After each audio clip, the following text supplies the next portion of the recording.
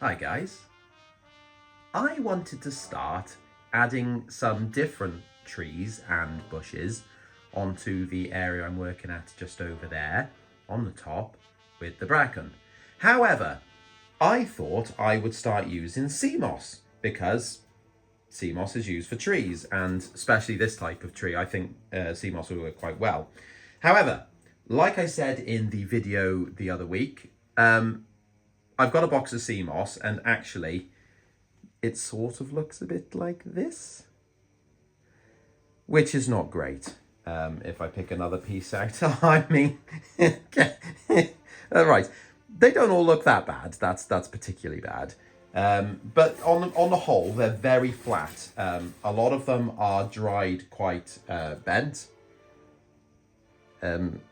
So yeah, they're not great. They're not great, and are very, very thin, not very nice little bits.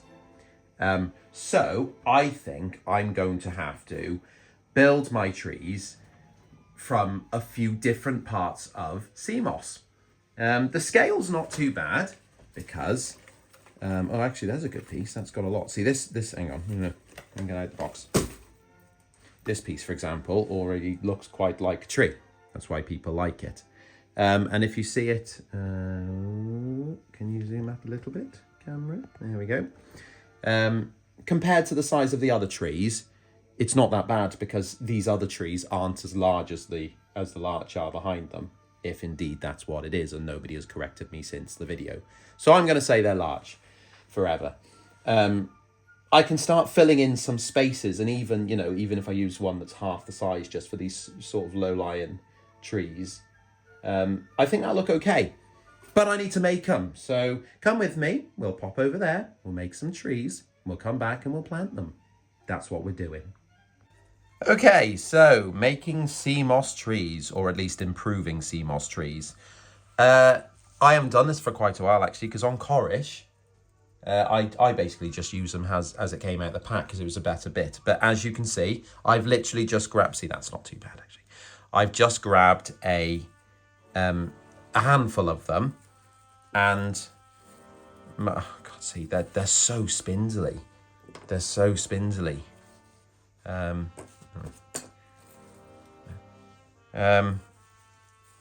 So what I'm going to do is try and make trees from this pile of nonsense. I thought actually that one I pulled out before that is just ridiculous. That is, I don't think I've snipped these off. I think they've just come off. I can use this as the main trunk, and just my idea is I'm just going to super glue the other parts on because I think that it glues quite well. See, that one can stay on really, can't it? So if I take this one I said looked quite good before, for example, I'm going to chop it down there. And then I think, because of where that one is, I could probably glue that on top of there. So I'm gonna... Little blob. Actually, that's a bit too much of a blob. Get your tree. Pop her on. Just talk amongst yourselves. How was your day?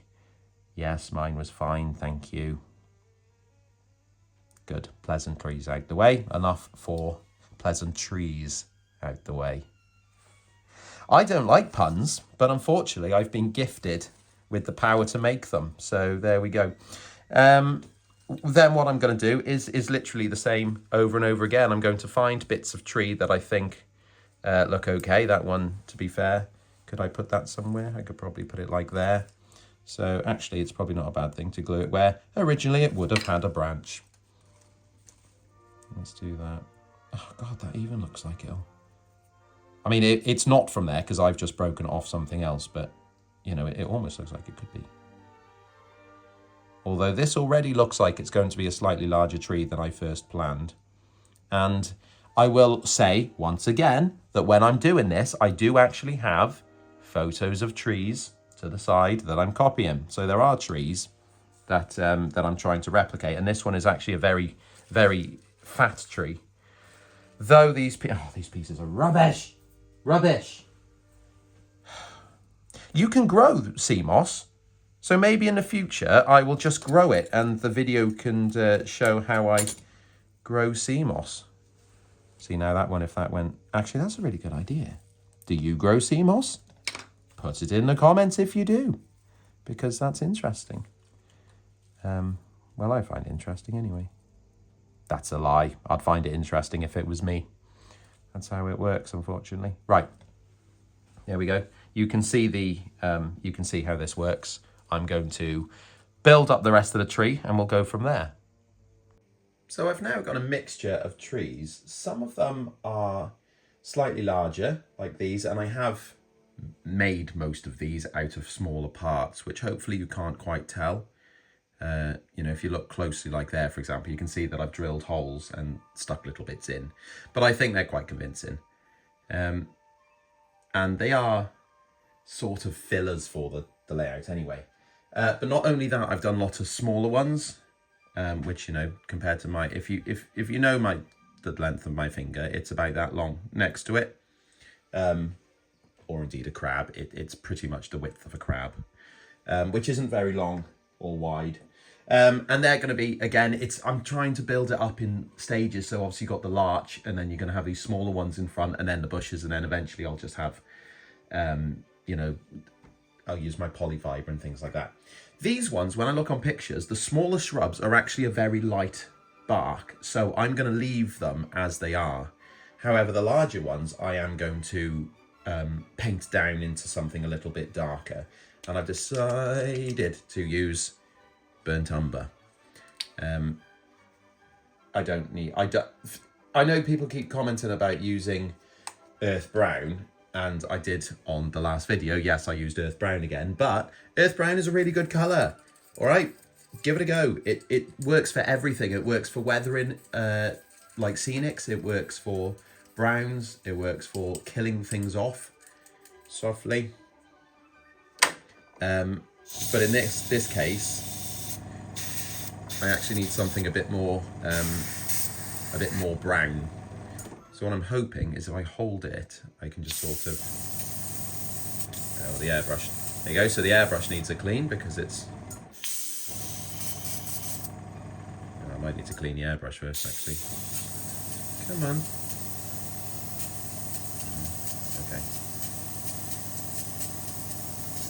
Okay, well, gonna clean the airbrush in a minute. If I can just get some on. Darken it down. No, I can't. Right, okay, well, pretend I am.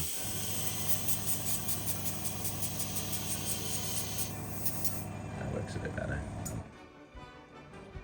If I sludge it down there, I'm just gonna have to spray down to it and hold the back because the airbrush obviously needs a bit of a clean here. So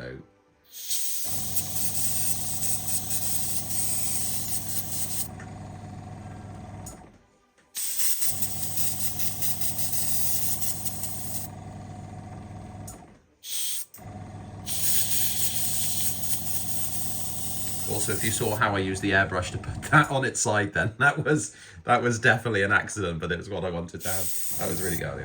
I've ruined it. Oh well. Okay, so I have sprayed the bases of the trees, and I basically set them up into 3 types or sizes. So I've got the large trees, which I've definitely done with the black type of bark, because they look really black on the pictures, or not black, but dark brown. Medium, which some of them have had a very light coating, like this one, you can see it's a bit more dark, but I'm trying to vary those a little bit. And then finally, I've got some smaller ones, and these go right down to almost just like little bush bits as well. Although standing next to that in 4mm, that is bigger than you, so that's almost like rhododendron size bush. So what I'm going to do is, usually you would see me use polyfiber, and if you haven't seen that, it's this stuff. In the summer, like the chorus layout that was around summertime, it's very dense greenery, so I use this as a blanket to put the leaves onto, but I don't think I'm going to do that with these because I want them looking a little bit more sparse. I'm going to start with one that I have the leaves available to me on the side, which is this little pile. I've got, well, three, these are the same, so 3 different colours, and I'm going to add them depending on what they look like on the picture. So I start with the smaller ones, actually look like the darkest leaves. Actually, they do look like a rhododendron bush. Maybe they are. I'll have to get... Actually, they might be.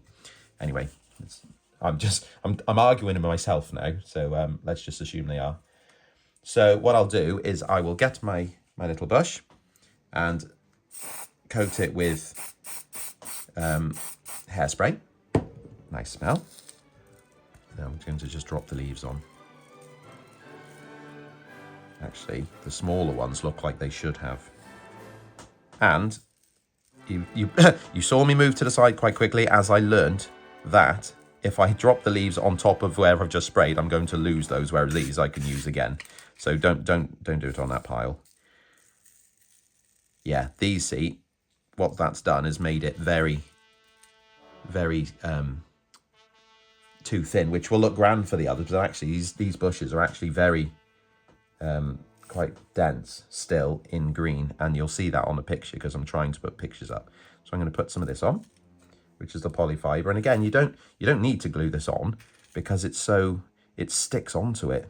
It grips on. I imagine trying to tear it away from a plant if you didn't want to use it again, it's going to be a nightmare, so make sure you don't screw that up.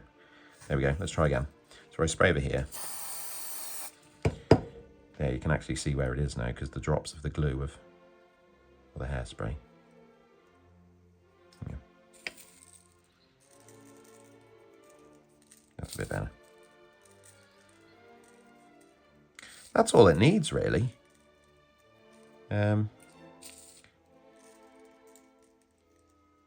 Yeah, I think that's all it needs. Not too much. And the other thing is the polyfiber, you got to try and make it looks a bit like a blanket if you just drop it on it. So you need to sort of make it blend in with the different parts of the Seamoss. There you go. I think that looks okay. There. So that's the smaller type.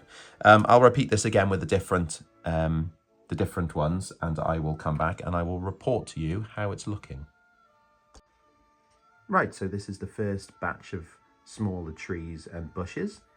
You can see how I've used different colours for the different sizes as per the photos that I've got here. So I'm going to go ahead and start planting them in some sort of order, at least put the larger ones where they look like they are on the layout on the reference photos, and then just fill in the rest because I think nobody's going to notice if a shrub is slightly different. Are they? Yes. Yes, I will. So the process of planting trees is quite simple, actually. I don't like to just plant them on top of the layout because they're extremely weak, and if the layout gets knocked or as it's rattling about when you're transporting it to a show or something, they'll just start falling off. So instead, I like to use my pointy tool thing to stab a hole in the layout, then get a little bit of super glue on the bottom of the tree. That's me putting super glue on that, nice. Then replace the pointy tool thing and hopefully find the hole that it came out of, which is...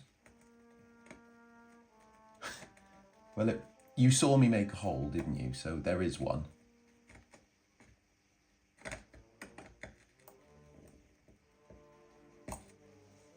Not there, but pretend it went into a hole. I'll have to do it in a minute. It's a lot easier to do when there's not bracken in front of it. But you can see how I've got the certain types of trees. I've almost clumped them together because I think it would make more sense if they're growing in batches, because that's how it works. I'm going to carry on now and plant the rest of the smaller ones up around them and blend them in. And then I think there's one last job to do for that.